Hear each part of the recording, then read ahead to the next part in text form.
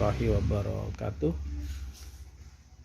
Hari ini kita akan membahas soal pertanyaan ke saya untuk memahami dengan baik dan dapat membedakan antara hukum formal dan hukum material.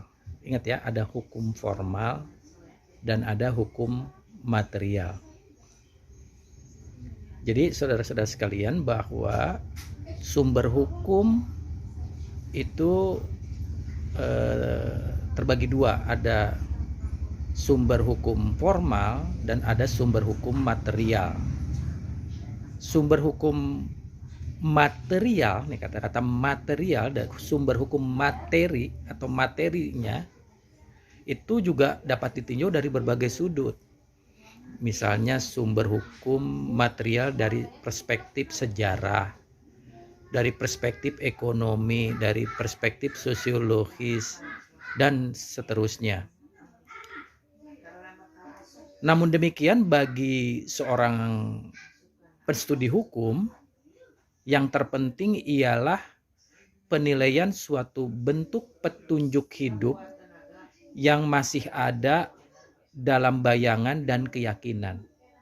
Jadi sumber hukum itu dia adalah suatu penilaian yang isinya petunjuk hidup yang masih ada dalam bayangan atau keyakinan. Jadi sumber hukum material ini masih merupakan semacam bahan mentah bagi hukum dan belum bisa dimasukkan sebagai sumber atau sebagai bagian formal dari hukum ya. Saya ulangi sekali lagi ya. Jadi bahan hukum atau sumber hukum material itu merupakan bahan mentah bagi hukum dan belum bisa dimasukkan sebagai bagian formal dari hukum. Itu yang penting.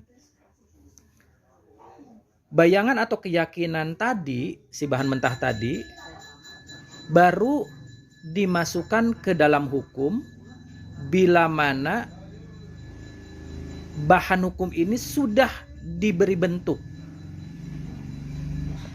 oleh hukum, tentunya dibentuk oleh hukum, yaitu misalnya oleh pemerintah dibuat menjadi peraturan yang mengikat orang-orang dan bila dilanggar, hakim dapat memakainya sebagai dasar untuk mengeluarkan putusannya.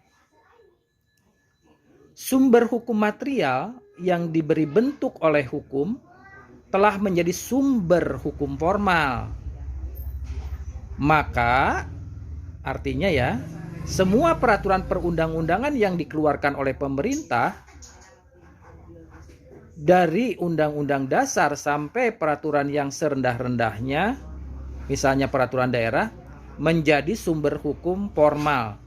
Termasuk juga adalah jurisprudensi atau keputusan-keputusan hakim yang sudah mempunyai kekuatan hukum yang tetap dan hukum tidak tertulis lainnya atau hukum adat dan sebagainya. Terima kasih, itu hal yang penting terkait dengan sumber hukum, dan kita sudah menyelesaikan apa yang dimaksud dan betul-betul saudara catch of the meaning apa yang dimaksud dengan sumber hukum material. Terima kasih.